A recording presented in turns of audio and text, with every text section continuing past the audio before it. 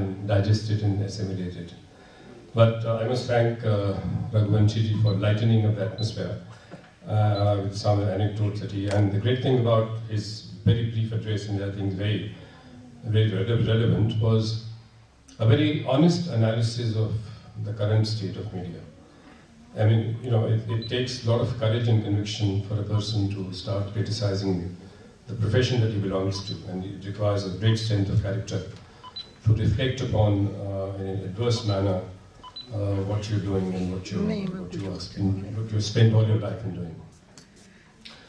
My dear friends, you know, I will very briefly touch upon the different aspects, different facets of the ethics and value in the Indian society, in the Indian context. You've heard several speakers dealing in banking and bureaucracy and judicial services and what have you in business, etc. But I will broadly try and cover some kind of an umbrella manner what ethics really means and what does it mean to different people and how and what is the road ahead. You know, can we? Is there, for example, I mean, Mr. Raghuvanshi said, "बहुत बुरी हालत है, कोई hope नजर नहीं आती." But can we sort of sit together and find out, are there any ways out, or we are in completely hopeless situation? We are drifting away to a disaster. Is that the situation?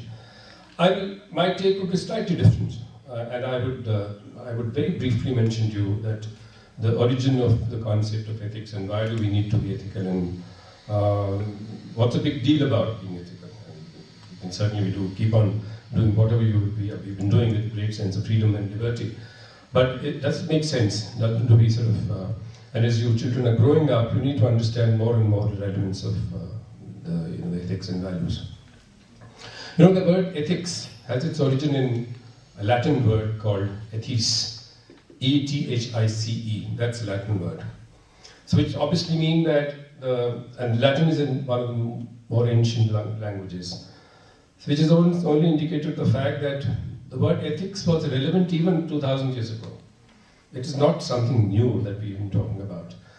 Ethics was relevant even in the context in Vedanta society or in earlier ancient civilization, whether it's the Egyptian civilization or whether it's the Indus Valley civilization. But this particular word was current. It was part of the English lexicon many years ago also. The second aspect is that if you trace back the history of evolution of the human beings, why did it become relevant? Why did it become important? You see, the early mankind, people were largely the first person born in this universe, Adam and Eve, whatever, they were entirely on their own. But as it started expanding, they became what is called hunters and gatherers. These are the kind of acronym which is used for them. They would hunt for the food, survive, live together, do whatever they wanted, and also they produced many children. So the number grew over a period of time. And then the number grew, there was a need for exchange of goods. Then the agricultural revolution came in, the industrial revolution came in. Then the market came into existence. So when the market came into existence, there was a need for exchange of goods and services. And when goods had to go from one place to another, there was a need for some kind of protection, some kind of security. Now earlier on, the only threat that human beings experience was from natural calamities or wild animals. When this happened, the biggest threat started coming from their own people. One person becoming a threat to another. So therefore, there was the social interactive session because of felt need, because of compulsion of leading a life and with a great instinct for survival. What happened was that people started moving around in a group and started creating customs and conventions. This is how we should behave, this is how we should do. And I don't know, some of you must be knowing that English society, even till today, operates on the basis of custom and convention. Unlike our constitution that you heard about from Justice Gopal Gowda in the morning, and you heard a lot of things about constitution. English society does not have a written constitution. They operate on the basis of conventions and customs, some written, some unwritten. Now, over a period of time, people felt, look, the convention and customs are not going to be very helpful. Like As Raghuvanshi mentioned, there's no enforcement. So I mean, you have customs and convention, but if there's no one to enforce it, then where is the problem? Nobody's going to follow. So there'll be complete anarchy. So then this fellow came, a French philosopher called Rousseau, if you heard about it, who propounded the concept of state. The state on a geographical entity and a number of people, the concept of state came into existence. And by implicit approval, the people were required to authorize the state to make laws. So therefore, from customs, conventions to the law, there was a natural progression, natural evolution. The laws came into existence, and everyone thought that laws have been very good, now things will be perfectly okay, everyone would be a law-abiding citizen, there won't be any problem. And the laws were primarily had some kind of ethical base.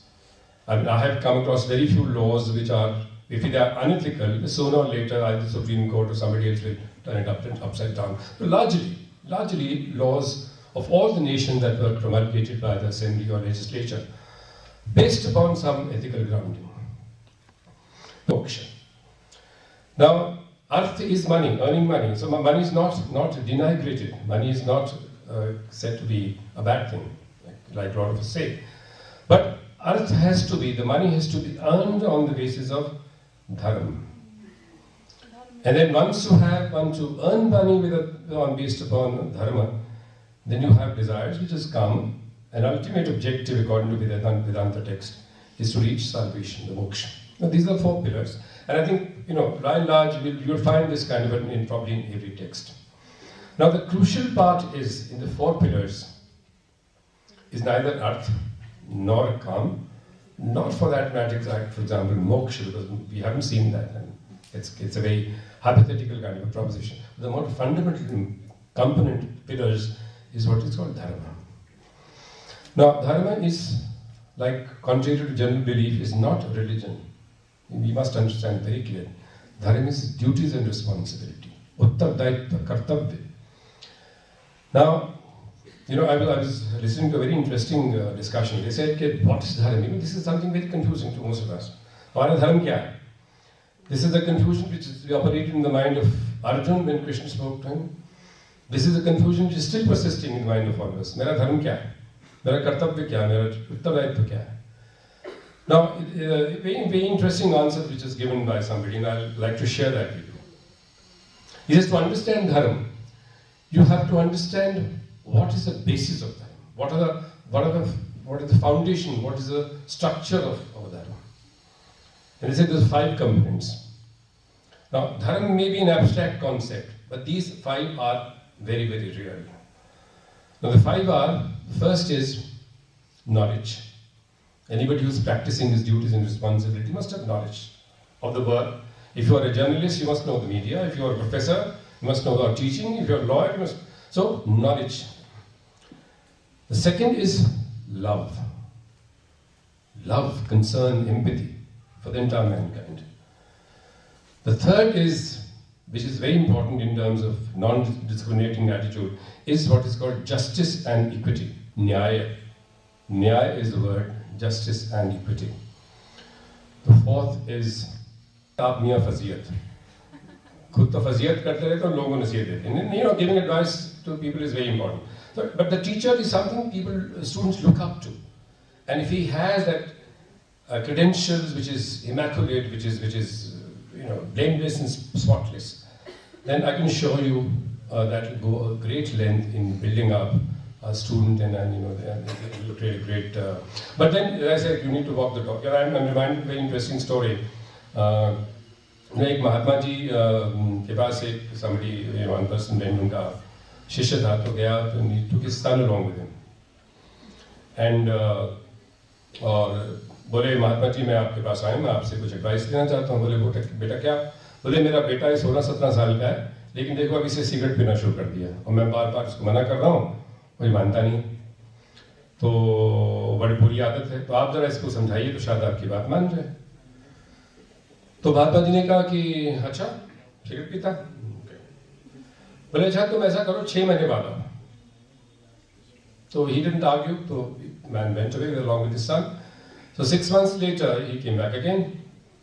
तो बोले महात्मा जी मैंने आपसे कहा था कि इसको आप कुछ थोड़ा सलाह दीजिए और ये सिगरेट पीना, इसने सिगरेट की आदत पड़ गई, सिगरेट पीना छोड़ा नहीं इसने। तो बोले अच्छा सिगरेट पीना छोड़ा नहीं इसने, इतनी छोड़ दूंगा मैं? बेटा बहुत बड़ी बात है, तुम सिगरेट पीना छोड़ दो। That person said कि आप ये बात 6 महीने पहले मैं आपसे आया था, अगर आपको यही देना था तो तब भी आप कह सकते थे। बोले 6 महीना पहले मैं भी सिगरेट पीता था और मेरे पास ये मॉरल अथॉरिटी नहीं थी कि मैं इस बच्चे को कैसे कोई तुम पीना छोड़ दो। तो you know therefore you have to set example, you got to take control of your own life, set examples and then talk about it. So वो जो example is better than precept वाला है ना, औरों को नसीहत खुद में फजीयत, that जब तक वो lead, the two factors are primarily responsible for our unethical behavior. When we are afraid कि कल कुछ मिलेगा कि नहीं मिलेगा, नौकरी में रहेंगे कि नहीं रहेंगे, पैसा मिलेगा कि नहीं मिलेगा, we resort to unethical means. And agreed into panel discussion. So we'll have question and answer sessions, and in between then I'll ask Subhash ji to speak to you. Thank you.